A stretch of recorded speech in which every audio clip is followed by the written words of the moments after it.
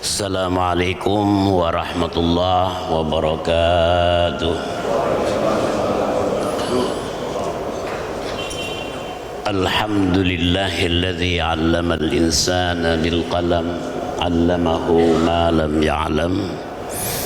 Wassalatu wassalam ala habibina wa rasulina wa qaidina wa syafi'ina Muhammadin sallallahu alaihi wasallam wa ala alihi wa ashabihi wa atba'ihi wa manil ladina yatamassakuna bimabadi'is salam wa yarfuduna ayya naw'in minal istislam. Qala Allah ta'ala fi kitabihil karim, a'udzu billahi minasy syaithanir rajim, qad khalat min qablikum sunanun fasiru fil ardi fanzuru kaifa kana aqibatul mukadzibin. Hada bayanu linnas wa hudan wa mau'izatul lil muttaqin. Wa la tahinu wa la tahzanu wa antumul a'launa in kuntum mu'minin. Shadaqallahul adzim. Jamaah sekalian, topik kajian subuh kita pagi hari ini berkaitan dengan Daulah Khilafah Islamiyah atau Kekaisaran Turki Utsmani yang saat ini negaranya diberi nama Turkiye dengan ibu kota Ankara. Pertama-tama saya mengucapkan selamat tahun baru Islam, tahun baru Hijriah 1445. Semoga di tahun baru ini insyaallah umat Islam akan meraih kesuksesan, kejayaan dan kemenangan di segala aspek kehidupan bangsa Indonesia khususnya dan umat Islam umumnya di dunia, insyaallah menjadi umat yang senantiasa mendapatkan keberkahan dalam hidup mereka, kemudian keharmonisan, dan insyaallah menjadi ahlul jannah khalidina fiha. Amin ya rabbal alamin. Mengapa saya memilih topik ini? Karena ini sangat relevan dengan kondisi kekinian, dengan situasi umat Islam saat ini, baik yang ada di dalam negeri atau yang berada di luar negeri, baik yang ada di barat atau yang berada di timur. Semuanya kondisi mereka membutuhkan pemimpin yang adil, yang istiqamah, dan pemimpin yang mustaqim dalam mengelola dan memimpin umat dan bangsanya. Maka topik ini diawali pertama dengan firman Allah surah Al-A'raf 137. Silakan ditampilkan, ada presentasinya.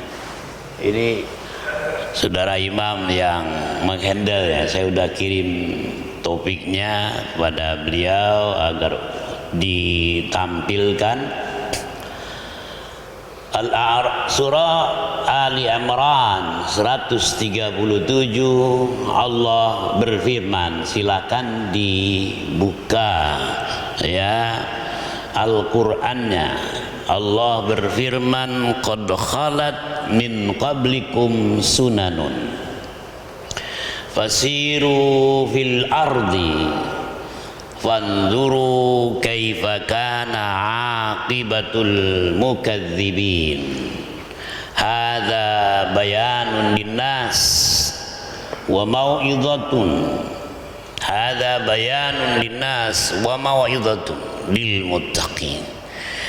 Wala tahinu wala tahzanu wa antumul a'launa in kuntum mu'minin. Shadaqallahul adzim.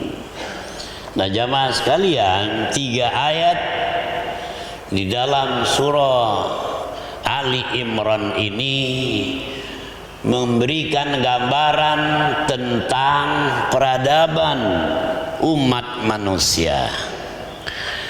Peradaban dalam bahasa Al-Qur'annya disebut sunanun, jamak daripada sunnah, yaitu sunnatullah.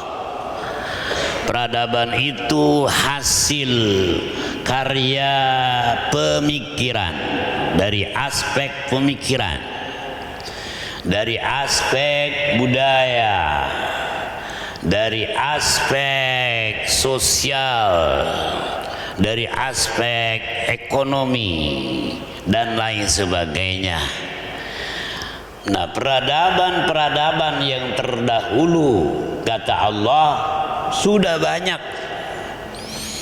Antara lain di dunia minimal ada 7-9 peradaban yang sangat besar dan pengaruhnya sampai saat ini dirasakan oleh kita. Ya, dari yang ada di Amerika Latin, yang ada di Timur Tengah, yang ada di Asia Selatan, Asia Tenggara, dan lain sebagainya. Ada peradaban India, peradaban Cina, peradaban Mesir kuno, peradaban Barat. Peradaban Barat dibagi menjadi 2, peradaban Yunani, peradaban Romawi, yang saat ini merupakan cikal bakal dan fondasi utama dari peradaban dunia. Dan bagaimana peradaban Islam? Kita mengenal ada hadara Islamiyah, Daulah Umayyah. Setelah wafatnya Rasul sallallahu alaihi wasallam, digantikan oleh Abu Bakar As-Siddiq, Umar, Utsman, Ali. Terbentuk sebuah peradaban yang mayoritas dikendalikan oleh etnis yang berbangsa Arab, Umayyah. Ya, itu disebut juga sebagai dinasti Umayyah. Dan dinasti Umayyah banyakkan dominasi oleh umat Islam etnis Arab. Ibu kotanya di mana? Di Damaskus. Setelah jatuhnya dinasti Umayyah, ada dinasti Abbasiyah. Dinasti Abbasiyah adalah peradaban Islam yang dikelola, dikomandoi oleh etnis non-Arab, Muslim tetapi bukan dari Arab. Nah, di mana sentra dan ibu kotanya? Di Irak, di Baghdad. Jamaah sekalian, Baghdad atau Irak, ya ibu kotanya Baghdad. Irak itu bukan negara Arab. Dulu Irak itu adalah bangsa non-Arab, dikenal dengan Mesopotamia. Ya, kemudian datang Islam, maka orang Irak menanggalkan bahasa asli mereka, bahasa Mesopotamia, kemudian menjadikan bahasa Arab itu sebagai bahasa ibu, mother language. Subhanallah. Kalau kita lihat sejarah Irak, kemudian Mesir, setelah Mesir Libya, terus ke Tunisia, Aljazair, Maroko. Semua itu dulunya bukan bangsa Arab, mereka bangsa Afrika. Yang Arab itu hanya di Syam. Syam itu antara lain Palestina yang sekarang, kemudian Yordania, lalu ada lagi Lebanon. Setelah Lebanon kita lihat ada ya 4 negara di situ, Palestina, Yordania, ya Lebanon itu adalah wilayah ya Syam, dikenal Syria. 4 negara ini dikenal dengan nama Syam. Ini maaf belum bisa ditampilkan tayangannya. Untuk papernya saudara Imam belum nampak ya. Ya saya udah kirimkan ke beliau karena lebih menarik kalau ditampilkan melalui ya presentasi. Nah, jamaah sekalian, kita lihat ayat tadi Allah menyebutkan peradaban itu adalah sunan. Ya. Kita fokus pembahasan tentang Daulah Khilafah Islamiyah. Daulah Khilafah Islamiyah ini bermarkas di Istanbul. Istanbul sekarang kota industri dari sebuah negara yang bernama Turkiye. Awalnya Turki, sekarang mereka ganti menjadi Turkiye. Kapan berdirinya Daulah Khilafah Islamiyah ini? Tahun 1929. Ya 1299. Maaf, 1299. Jadi abad ke-13. Ya, 1299. Kapan jatuhnya Khilafah Islamiyah? 1924. Coba bayangkan, itu hampir 7 abad. 7 abad Daulah Khilafah Islamiyah berdiri. Di mana saja wilayah itu, wilayahnya kalau kita petakan di era modern itu kurang lebih berada di 40 negara sekarang. Maka saya ingin tampilkan ya di mana 40 negara itu. Kalau kita lihat di peta kita akan temukan. Jadi kalau di era modern 40 negara itu dari wilayah Syam, Palestina, Syria, Lebanon, Yordania, terus ke Hijaz.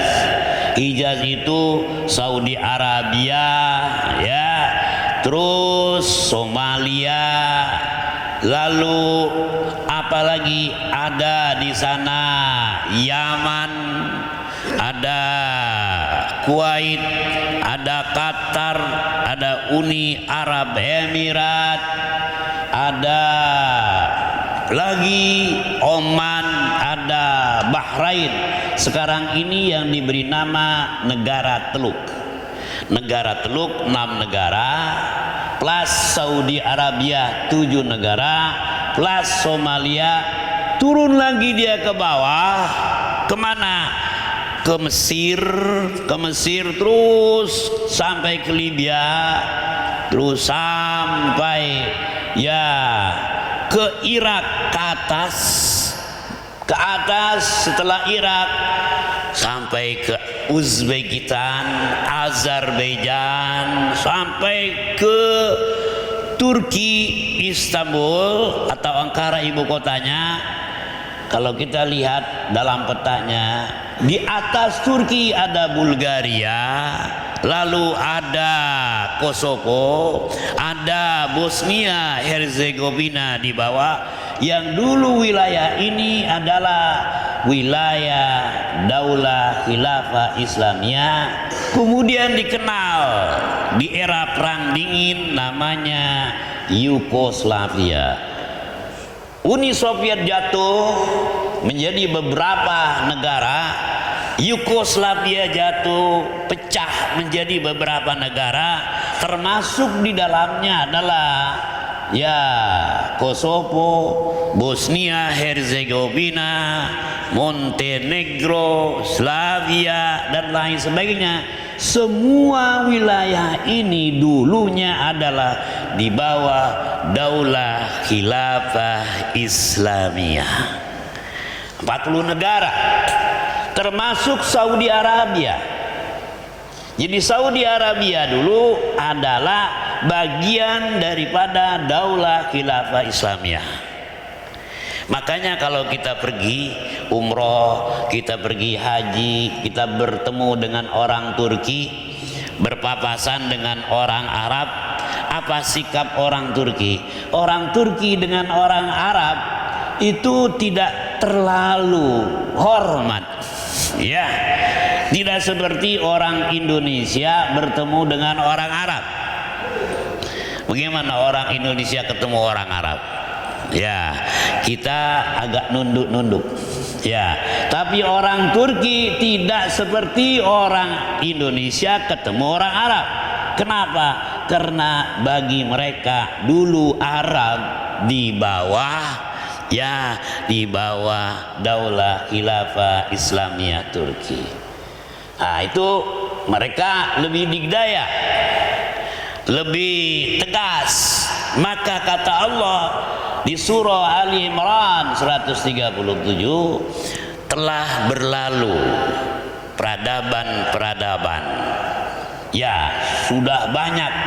Ya, antara lain kita bahas Daulah Khilafah Islamiyah ini. Maka kata Allah, siru fil ardi. Ya, apa artinya siru fil ard?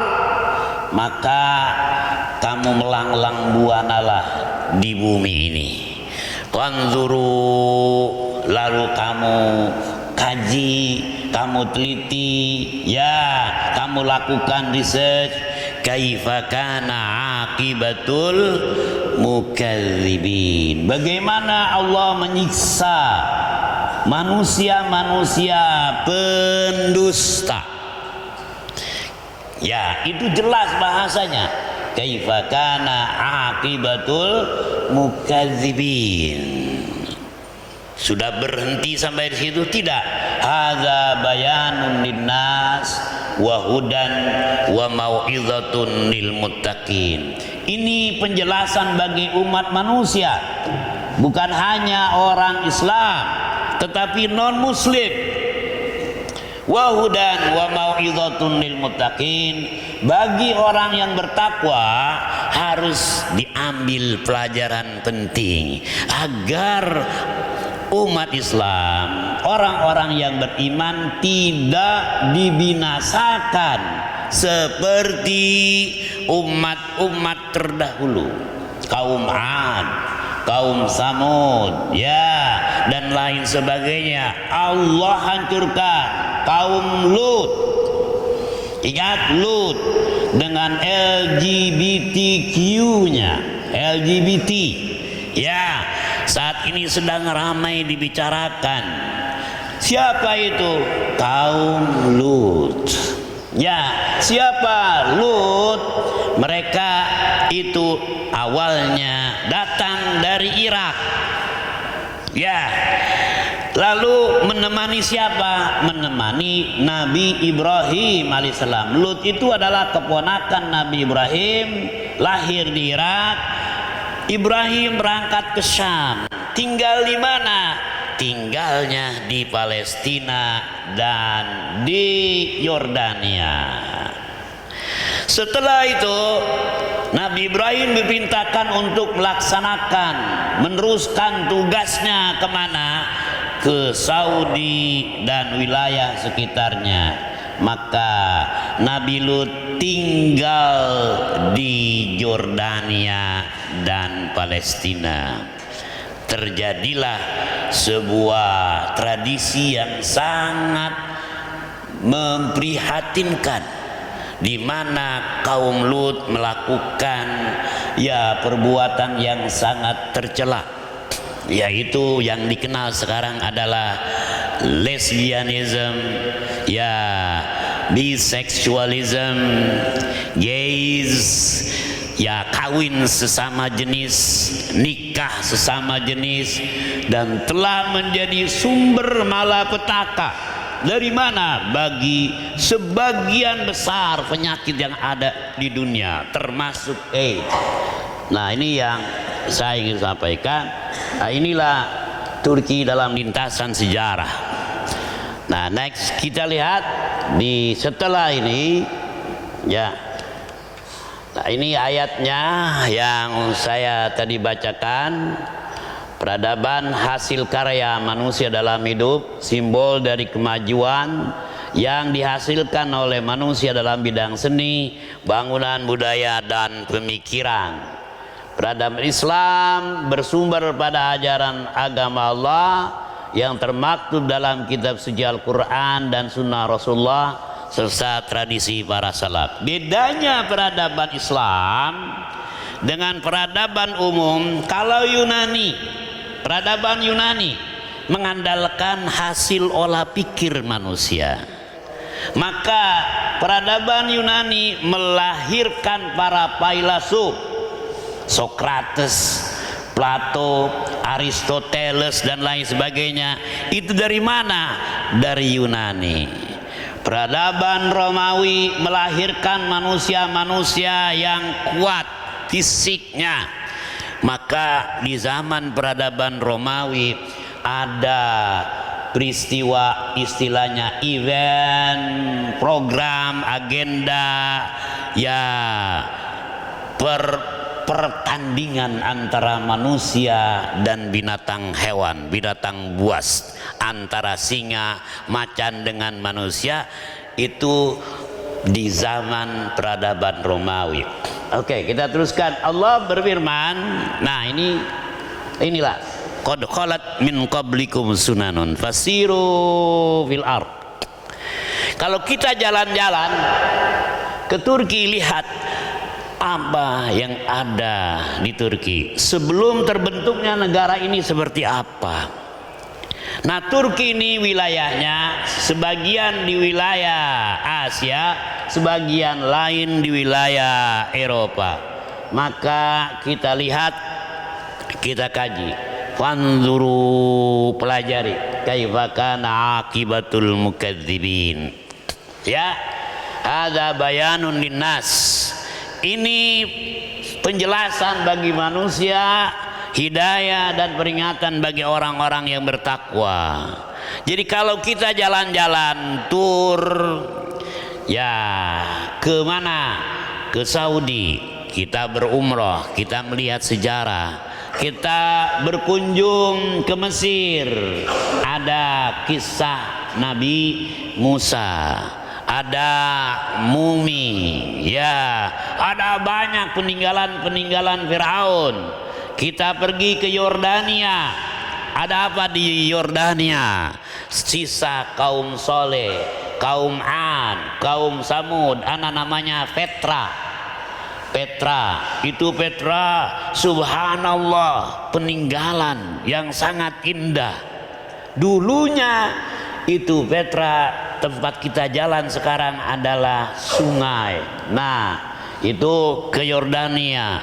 Kita pergi ke Palestina, ada apa?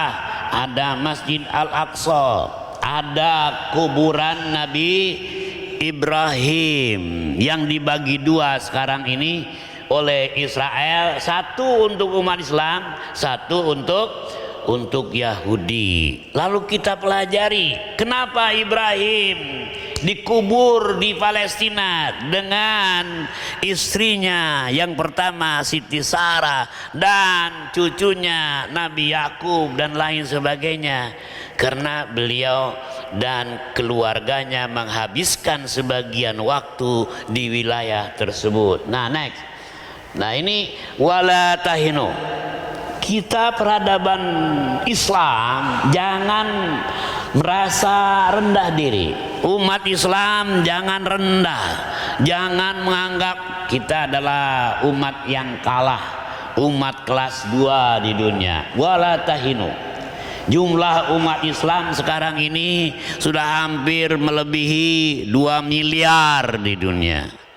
Kalau kita pergi ke Eropa, dari Inggris Raya sampai ke Swedia, sampai ke Portugal, sampai ke Malta, perbatasan dengan Libya, itu subhanallah muslimnya terus bertambah. Di Inggris sudah ada 480 ya masjid di ibu kota Londonnya saja. Di ibu kota London, belum lagi yang lain-lain. Ada 8 wali kota di Inggris yang beragama Islam. Jadi kita wala tahinu, jangan merasa rendah diri. Memang saat ini kita belum semaju Cina, belum semaju Eropa, tapi nanti kita akan bahas. Wala tahzanu, jangan sedih ya.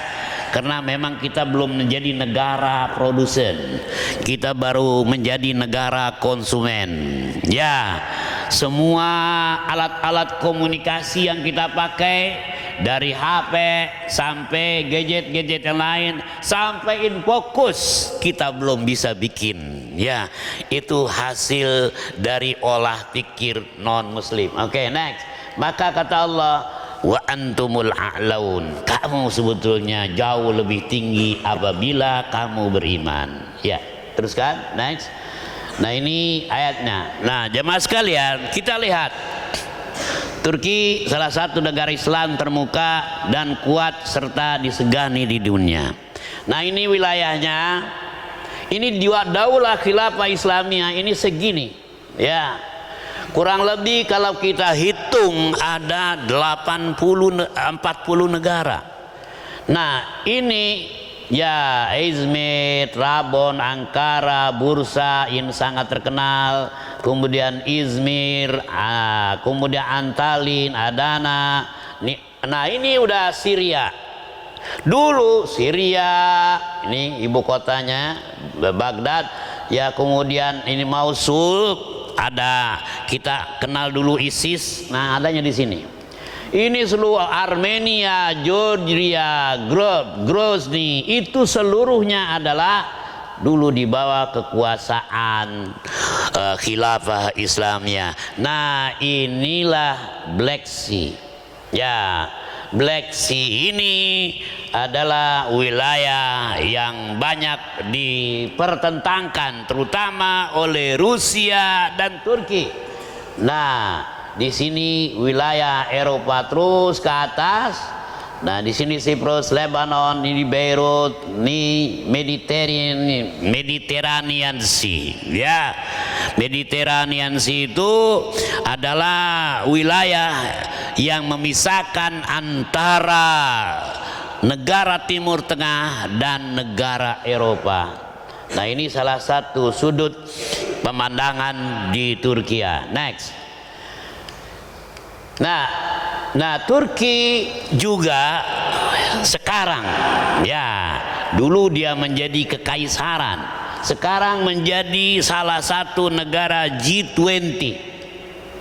Ya, Turki bersama Saudi Arabia, bersama Indonesia adalah 3 negara muslim sebagai anggota G20. Pertanyaannya, kok Indonesia bisa negara G20?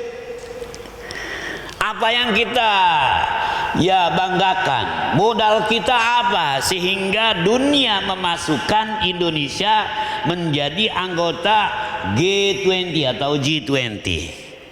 Gimana ini Pak Najib? Ya, pertama dihitung karena sumber daya alam Indonesia. Sumber daya alam Indonesia, subhanallah, kita punya semua elemen untuk menjadi negara maju.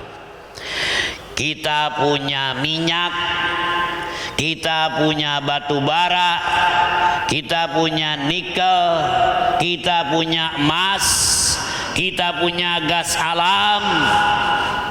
Ini negara yang sangat kaya. Nikel kita sempat diekspor ke Cina 5,2 juta ton 2020, nggak ketahuan hebatnya ya. Dan ini Indonesia 3. Indonesia kaya, ada 7 selat di dunia, 7 selat di dunia. 4 dari 7 selat itu ada di mana? Di Indonesia. Jangan main-main dengan Indonesia, karena saking luasnya ya kita sampai nggak bisa mengelola.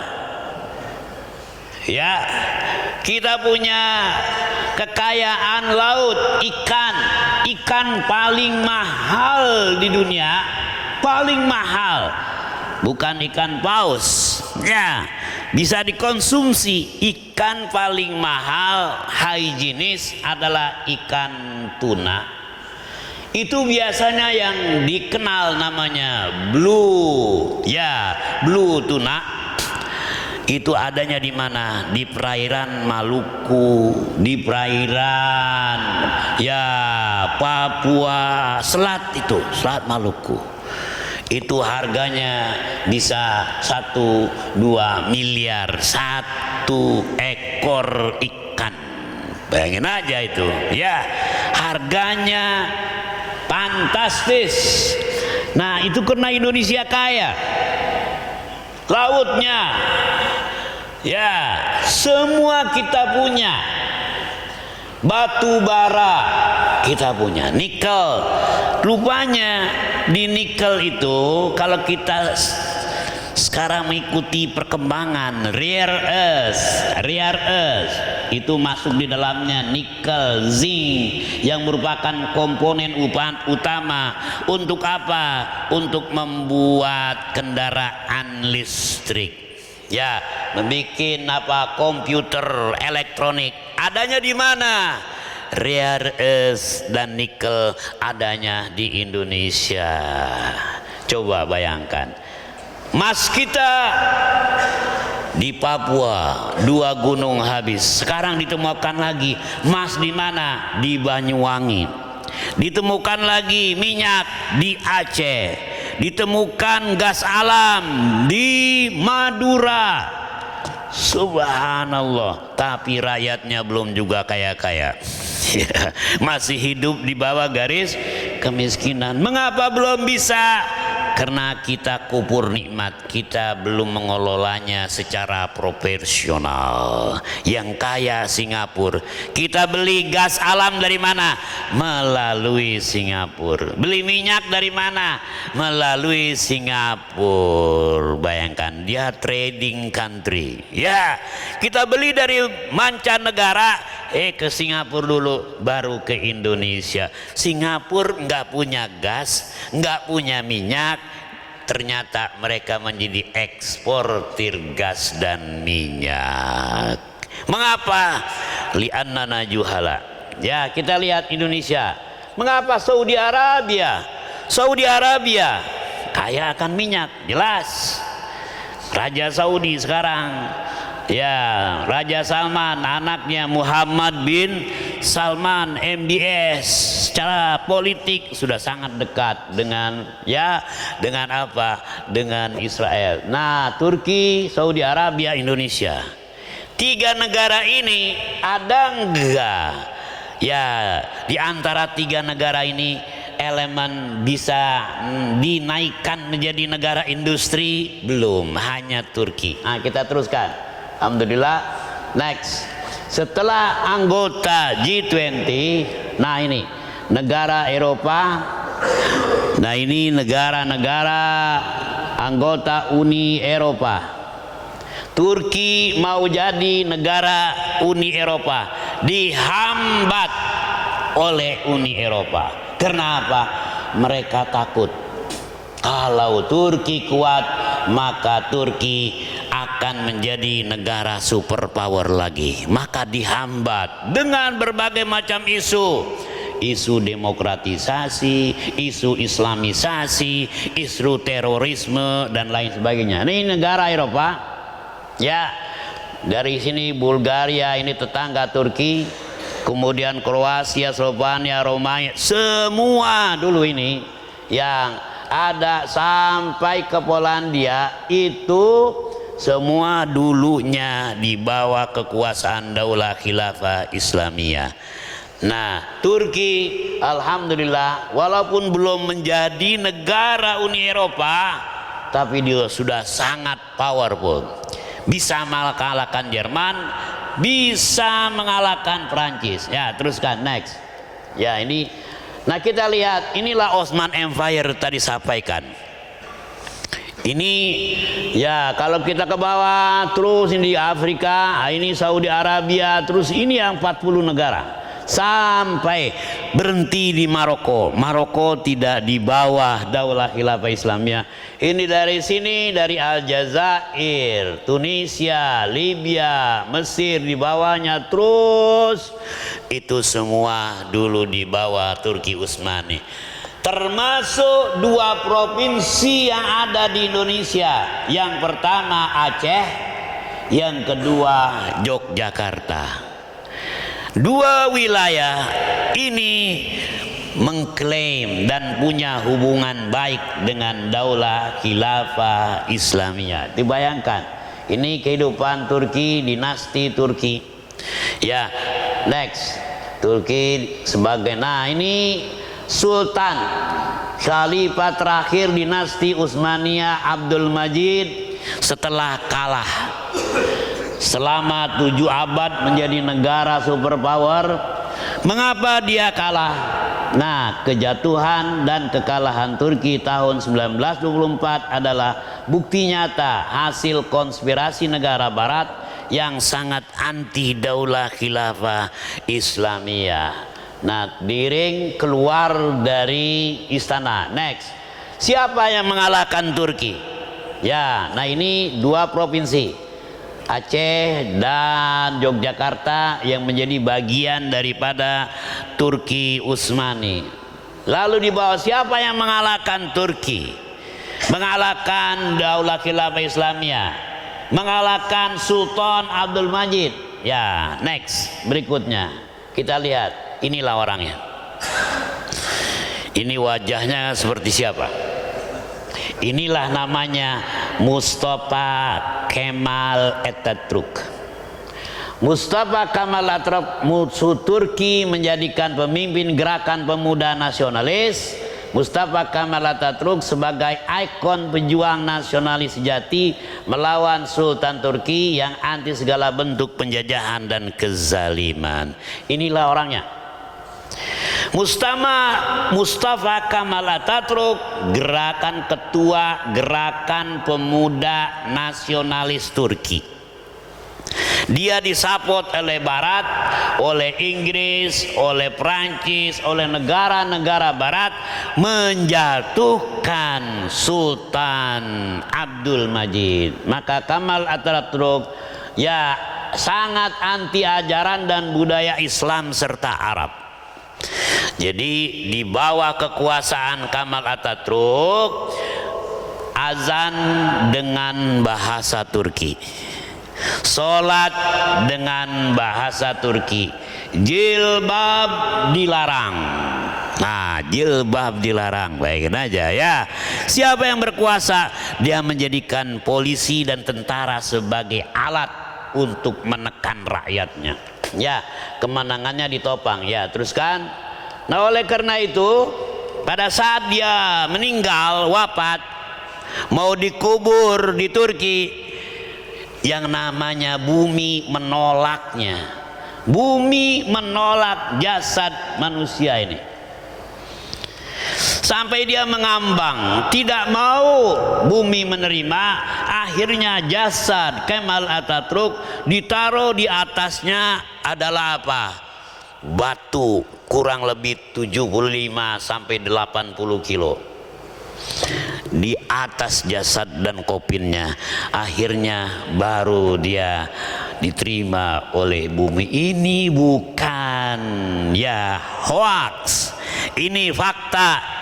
Maka awal-awal ya jasad itu diterima dan bisa bumi bernegosiasi dengan Kamal Atatürk, akhirnya diterima masuk. Dan untuk melihat jasadnya itu manusia harus bawa sapu tangan karena bau, badannya bau. Dunia bumi saja menolak orang yang anti agama.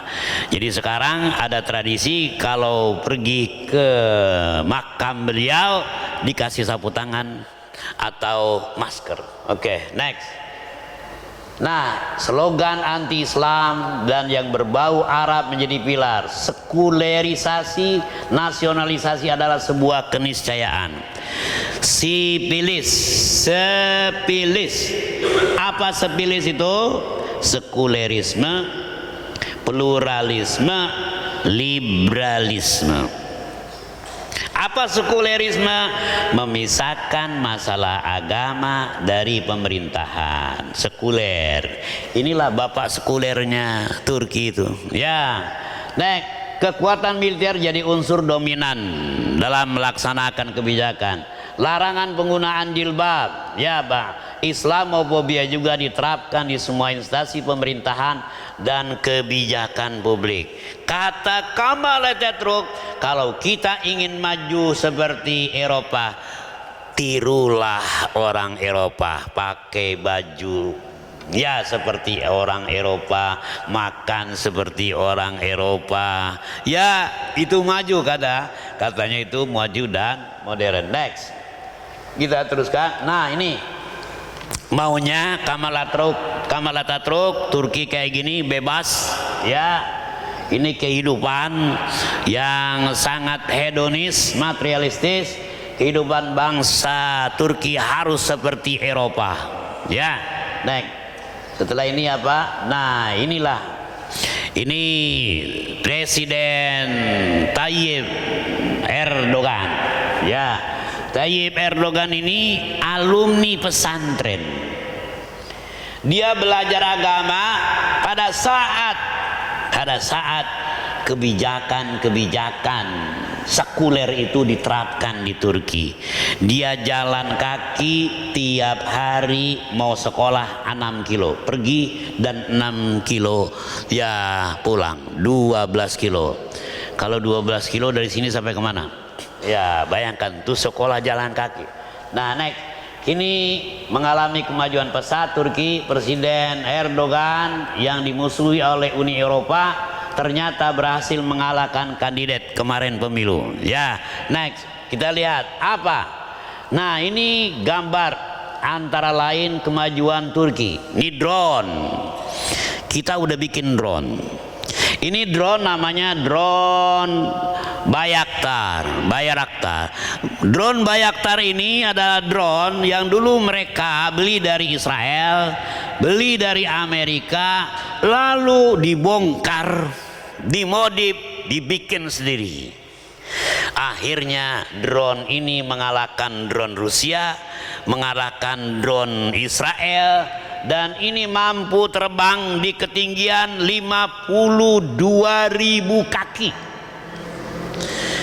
Dan drone ini ternyata mampu menjadi pilar pemenang utama pada saat perang antara Armenia dan Azerbaijan.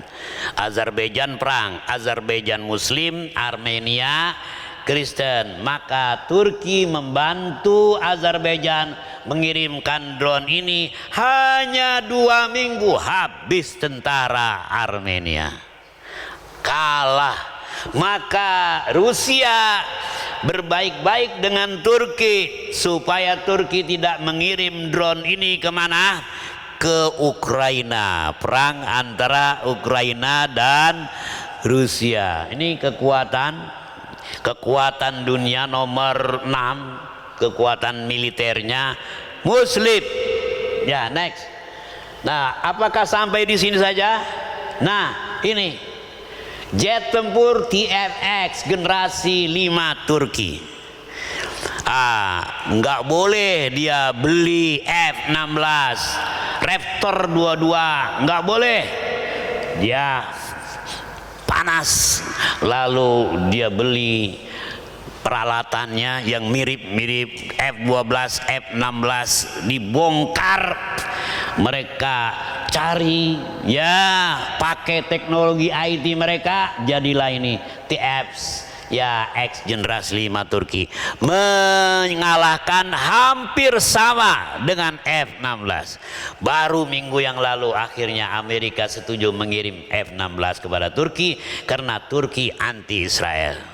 Nah, jemaah sekalian, inilah kemajuan Badan Industri Pertahanan Turki atau Sanai ini mengumumkan bahwa pihaknya telah sukses melakukan serangkaian uji coba terhadap prototipe jet tempur siluman generasi kelima TF-10 National Combat Aircraft atau MMU, dikembangkan oleh industri pertahanan lokal. Jet tempur ini diklaim akan memiliki kemampuan seperti Raptor F-22 ya, Raptor milik Amerika Serikat. Jadi kapan kita seperti ini? Ya harus bersatu kita jangan ribut terus masalah yang sepele. Nah, sekarang dia sudah kuat. Kalau Bapak mau ke umroh lewat Istanbul, sekarang sudah 2-4 tahun yang lalu mereka punya airport terbesar di seluruh Eropa, kalah airport de Gaulle Prancis, kalah airport di Inggris, kalah airport di Frankfurt, semua dikalahkan oleh Turki. Luasnya 5 kali luas airport Cengkareng, 5 kali. Jadi bayangkan, sudah dahsyat kekuatannya. Next, maka kita perlu menjadi kuat. Kita mau beli F-16, mau beli apa? Berapa itu? F-5 atau F-16 bekas dipakai oleh Qatar. Ya Allah, maka bekas lagi ya, bekas Qatar kita beli. Nah, inilah jemaah sekalian, masjid adalah sebuah bangunan yang sangat khas ada di wilayah Turki. Masjid Turki berpaham apa? Sunni. Sunninya apa? Syafi'i atau Maliki atau Hanafi? Hanafi. Ada juga yang Syafi'i. Setiap masjid Turki pasti ada 4 tiang. Ya, saya nggak tahu ini masjid kita ini Al Hidayah ada tiangnya berapa? Ada menara. Ini menaranya. Ya, kalau dulu orang naik menara naik azan. Kalau sekarang nggak perlu lagi naik karena udah ada ya speaker. Ini ciri khas. Kalau kita pergi ke Grozny, ke Inguistan, ke Chechnya, ya, ke wilayah-wilayah mantan negara satelit Uni Soviet bermazhab Maliki, ini pasti ada 4. Ini Masjid Biru, subhanallah, dulu ada Masjid Hagia Sophia yang dikonversi menjadi masjid dari gereja. Nah, kalau kita pergi, mudah-mudahan bisa nanti jalan-jalan ke Turki, ke tetangga Turki, ke Bulgaria, ke Yunani, ke Albania, ke Montenegro, semua masjid di wilayah Eropa Timur dulu itu harus dan punya menaranya 4. Saya nggak tahu ini Pak Najib, Pak Haji Najib di sini punya menara berapa? Ya kita akan ya bangun menara biar kelihatan dari jalan tol gitu ya. Kalau bisa yang tertinggi bangun 75 meter ya, nggak boleh oleh ATS ya. Nah, ini bagian. Nah, next, ini keindahan wilayah Turki. Nah, ini masjid. Lalu seluruh wilayah Turki identik dengan masjidnya, sangat indah. Next, kota Istanbul. Nah, ini total penduduk Turki 86 juta. Kita berapa? 20 juta. Ya, berarti kita 3 kali lipat dari negara Turki. Pendapatan mereka sekarang GNP-nya ya national income per individunya itu $12.000. Kita baru berapa dolar? $4.200. Itu pun dikatrol. Ya, nggak semuanya dapat segitu setahun. Nah, inilah Selat Bosphorus dan Istana Top Cafe. Bosphorus menyambungkan antara Asia dan Eropa. Inilah selat ini. Kecil, kita punya berapa selat? 4 selat, mereka punya 1 cuman. Tapi mereka di atas ada jalan undersea, ya underpass, ada lagi di bawah dasar laut. Ya, kedalaman 89 meter mereka bikin juga. Ini museumnya. Ya, next kita lihat. Nah, ini masjid yang sangat indah. Ini yang Masjid Hagia Sophia, Masjid Biru. Dulu kita hanya jalan-jalan melihat. Saya pikir ini juga niru dari Hagia Sophia. Ini sudah ada Al Asmaul Husna. Nah, dulu nggak boleh kita sholat di sini. Sekarang sholat, karpetnya ya hampir mirip dengan karpet Masjid Al Hidayah. Ya, biru tebal. Mengapa? Karena memang ya dingin di sana kan. Nah, Turki punya sejarah gemilang di mana ia pernah menjadi negara superpower 1299 sampai 1923. Wilayah kekuasaan Turki terbesar benua Asia, Mediterania dan Eropa. Turki Utsmani menundukkan Konstantinopel dengan konvensi gereja utama seperti Hagia Sophia menjadi masjid. Subhanallah. Kita enggak seperti itu. Ya, next. Nah, sekarang jamaah sekalian, mengapa ini Turki ditakutkan, disegani? Kebangkitan Turki modern sangat membanggakan umat Islam di dunia. Ya, kita melawan gerakan Islamofobia. Ya, saat ini ada beberapa negara Eropa dengan mayoritas penduduknya Muslim. Turki, Bosnia, Herzegovina. Nah, Turki itu ya 90% lebih, Bosnia hampir 50%, Albania di atas 90%, Kosovo di atas 90% Muslim. Itu di Eropa. Dulu di bawah daulah khilafah Islamiyah. Next. Nah, ini Kuwait, Bahrain dulu di bawah sana, negara Teluk. Hebatnya Turki dengan Qatar. Qatar negaranya kecil, Turki negaranya besar. Hubungannya sangat bagus. Qatar kaya. Pada saat Turki dihantam ekonominya oleh Barat, datang Qatar. Turki tidak mau minta sumbangan ke IMF. Ya, gak mau ke IMF minta. Lebih baik ke negara Islam. Akhirnya maju. Saat Turki maju, maka Turki membantu Qatar. Ya, ini Qatar ini kecil saja, tapi dia pengekspor gas alam terbesar, termasuk ke Indonesia. Ya, next. Nah, kita lihat. Nah, ini benua Eropa masih menyimpan rasa trauma tentang kemungkinan muncul kembali apa yang kita kenal New Ottoman Empire. Nah, ini Presiden Erdogan, istrinya berjilbab syar'i, berjilbab beneran, bukan berjilbab karena mau pemilu atau mau pemilu kada. Bener, kemana-mana dia pakai jilbab. Ya, upaya menjatuhkan Presiden Erdogan tetap berlanjut oleh musuh Islam. Kampanye masif anti Erdogan justru memperkuat bargaining position Presiden pro-Islam ini.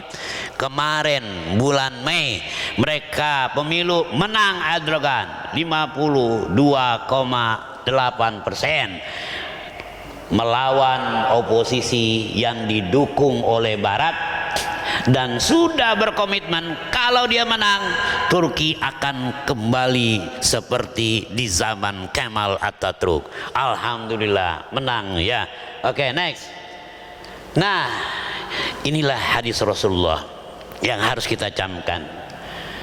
Rasulullah bersabda bahwa Allah akan mengutus pada setiap awal abad orang yang akan melakukan perubahan bagi agamanya. Abi Daud. Jadi kapan itu? 1924, tahun depan 2024. Kalau kita mau negara kita seperti Turki Utsmani, maka harus punya presiden seperti Tayyip Erdogan. Ya, bisa atau tidak? Bisa. Siapa itu? Nah, kita bisa. Ya, Turki dengan pengaruh signifikan di forum internasional semakin kokoh ditemukannya cadangan deposit gas alam yang sangat besar. Tahun 2021 dia menemukan deposit gas alam terbesar di Eropa. Kalau dulu impor dari Rusia, sekarang punya sendiri. Dahsyat ya. Teknologi luar angkasa Turki mengukir sejarah baru di mana ia dalam waktu dekat mampu mengorbitkan program National Space jajar dengan Prancis.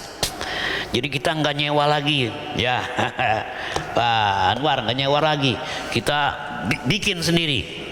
Kita luncurkan di mana? Oh, Indonesia sangat luas. Jadi satelit kita luncurkan sendiri. Kita akan orbitkan anak-anak ya, generasi yang hebat ya. Next. Nah ini ya, semoga kita mengambil pelajaran. 3 kelompok orang yang tidak akan ditolak doanya. Ya ini siapa? Imam, presiden yang adil. Sudah ada presiden yang adil di Indonesia? Wallahu alam. Ya, kita cari 2024. Jawabannya, man huwa, who is he? You know better than me. Ya, ya oke. Next. Nah, bagaimana cara ya meraih kemenangan? Next, ini 3 modal meraih kemenangan. Ini tahajudnya nih. Iman yang kokoh dan solid. Ini ada surah At-Taubah ayat 20, tapi nggak ketulis itu. Siap melakukan perubahan, hijrah totalitas. Ya, kerja keras dengan penuh kesungguhan dan keikhlasan. Pasti kita menang. Tadi Ali Imran, wala tahinu wala tahzanu wa antumul a'launa in kuntum mu'minin. Jangan merasa minder. Jadi orang Islam kalah dengan Cina, segalanya kita impor dari Cina. Ya, harus kita bikin sendiri. Next. Nah, ini nih. Ini ayatnya, next, teruskan. Harusnya 20, 21, 22. Ya. Kalau kita memiliki 3 modal, Allah kasih 3 juga. Yubashiruhum rabbuhum birahmatim minhu. Allah akan turunkan rasa kasih sayang kepada kita. Waridwanin, dan keridhaan yang kedua. Wajannatin, dan surga-surga. Nanti kapan? Lahum fiha na'imu mukim. Surga yang benar, yang sebenarnya, bukan surga yang ada di bumi ini. Khalidina fiha abada, hidup di sana selama-lamanya. Innallaha indahu ajrun azim. Subhanallah. Mudah-mudahan. Next. Nah, bagaimana menjaga iman tetap solid dan kokoh sepanjang masa? Dengan peningkatan ilmu dan pengalaman, pengamalan ya, ajaran Islam secara kapal sebagai bentuk ketaatan dan loyalitas penuh kepada hukum Allah. Nah, Ibnu Taimiyah mengatakan kadar keimanan meningkat dengan ketaatan kepada Allah dan menjauhkan diri dari kemaksiatan. Nah, ini sangat penting ya. Next, masih ada lagi satu. Nah, hijrah, menanggalkan dan meninggalkan segala bentuk kemunkaran guna meraih keberkahan dan kesuksesan sejati. Kita hijrah. Sekarang awal ya hari pertama tahun 1445, nantapkan niat kita untuk hijrah. Hijrah apa? Nah, 3 pilar inti agama Islam: akidah, ubudiyah, muamalah. Harus berlandaskan pada nilai luhur agama. Akidah kita udah benar, tapi ibadahnya belum benar, nggak masuk surga. Ya, ibadahnya sudah benar, akidahnya belum benar, masih kurang. Lalu akidah, ubudiyah sudah benar, umroh udah berapa kali, haji udah berapa kali, tapi muamalahnya masih muamalah ribawiyah, nggak masuk. Ya, nggak mau bersyar'i. Ya, jadi 3 akidah, ubudiyah, muamalah harus islami. Bukan hanya akidahnya islami, ubudiyahnya islami, muamalahnya ribawi. Gak mungkin. Ya, itu akan diterima oleh Allah Subhanahu wa taala. Syekh Shakib Arslan, pemikir muslim ke seluruh dunia, mengatakan kejayaan muslim hanya bisa diraih dengan pengamalan komprehensif ajaran agama Islam. Ya, begitulah. Nah, mudah-mudahan kita termasuk dalam golongan ini ya. Oke, next. Sudah hijrah. Nah, baru yang ini terakhir, jihad. Siap jihad jamaah sekalian? Benar nih ya. Jihad bukan memanggul senjata. Jihad bangun masjid yang indah. Dulu saya datang ke masjid ini, alhamdulillah sudah bagus, tapi sekarang subhanallah, ya seperti salah satu masjid di mana, di Kuwait.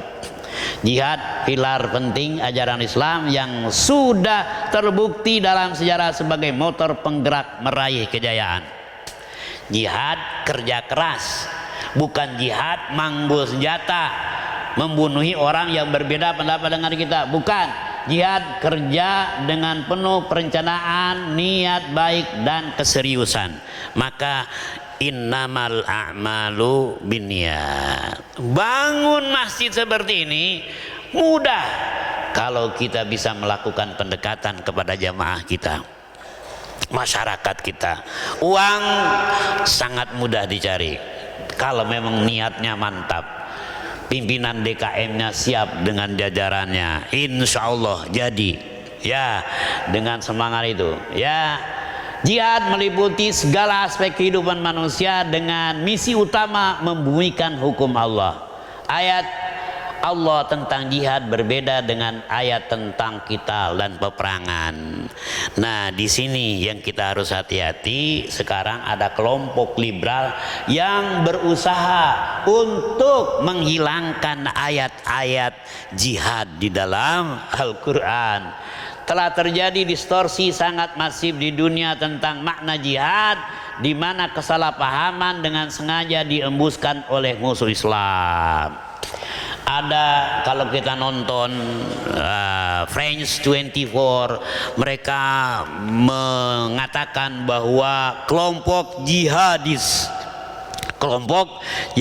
benar atau salah kalau ada media mengatakan kelompok jihadis?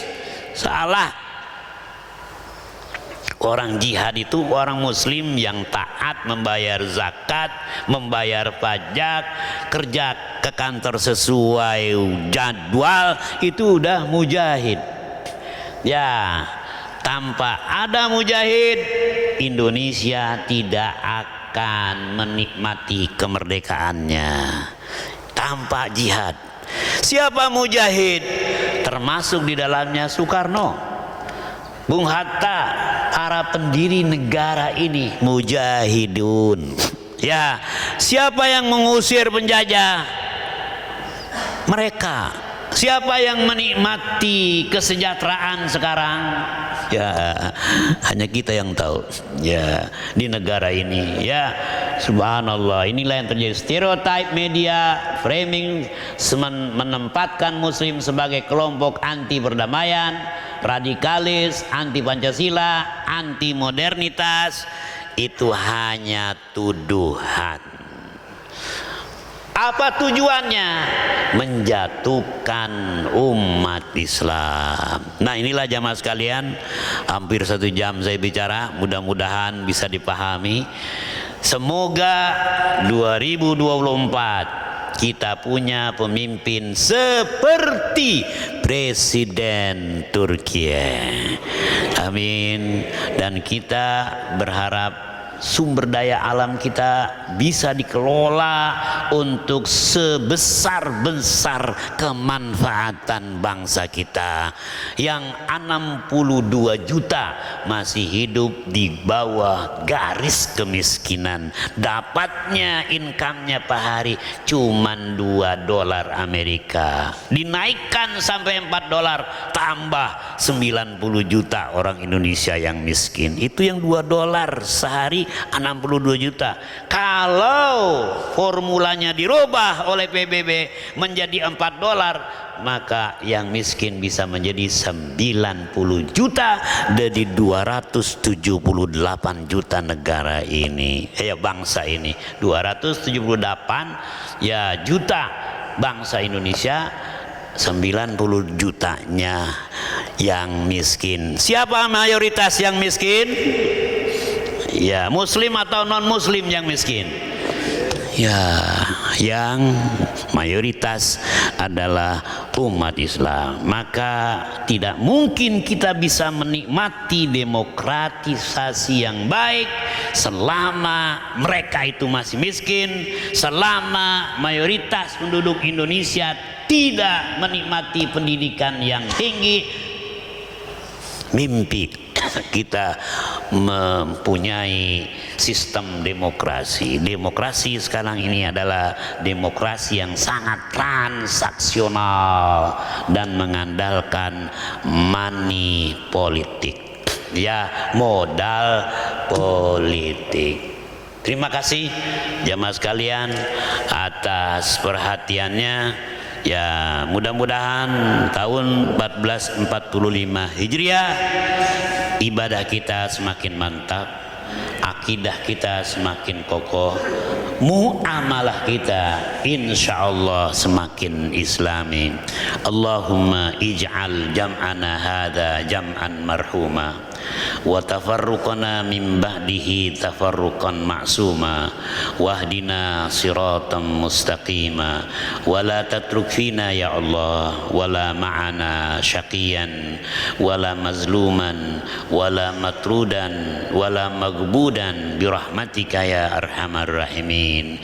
Ij'alna ya Allah min ibadika syakirin waj'alna min ibadikal mukhlasin waj'alna min ibadikal muhsinin al muttaqin wa la taj'alna min ibadikal yaisin al mutakabbirin birahmatika ya akramal akramin. Rabbana atina fid dunya hasanah wa fil akhirah hasanah wa qina adzabannar wa adkhilnal jannah ma'al abrar ya aziz ya ghafar ya rabbal alamin. Wa sallallahu ala Muhammadin wa ala alihi wa sahbihi ajma'in. Subhana rabbika rabbil izzati amma yasifun wa salamun alal mursalin walhamdulillahi rabbil alamin. Kurang lebihnya mohon maaf. Assalamualaikum warahmatullahi wabarakatuh.